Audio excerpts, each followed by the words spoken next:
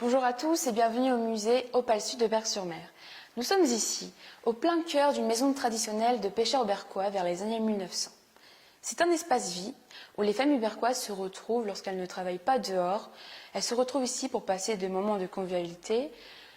Ici, on mange, on se repose et on travaille, notamment les femmes qui travaillent le cordage pour la pêche au hareng. On s'éclaire à la bougie. Le feu est très important dans cette maison.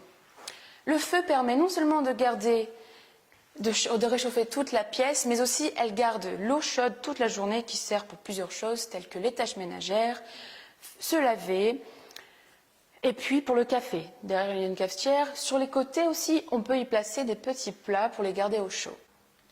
À mes côtés, nous avons le seyage. C'est un grand buffet où l'on place souvent la vaisselle, mais aussi le linge parfois. Au milieu, il y a des objets de valeur que l'on reçoit lors des mariages. Au-dessus, on constate des objets de piété, mais aussi au-dessus du feu. En effet, à cette époque, les Berquois sont très croyants. La religion est importante parce que les marins, les pêcheurs font des travaux difficiles et très risqués en mer. Alors les familles sont inquiètes et gardent la foi. On y retrouve aussi des photographies. Quel est ce drôle d'objet? Eh bien, cet objet, c'est tout simplement le précurseur de notre trotteur actuel. Imaginez, on place l'enfant juste ici, on le referme, et c'est ici qu'il fait ses premiers pas en toute sécurité. Parce que l'insécurité est présente dans toute la pièce, notamment avec le feu, mais aussi avec tous les objets coupants.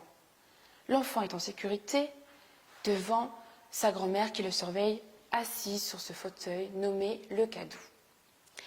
Aussi, avez-vous remarqué, par terre il y a du sable. Ce sable sert à absorber toutes les saletés, puisqu'à cette époque les hommes chiquaient le tabac et crachaient, et puis on retrouvait aussi des morceaux de poisson. Et puis ce sable était humide, et tous les soirs il était balayé, et tous les matins on y ajoutait du nouveau sable.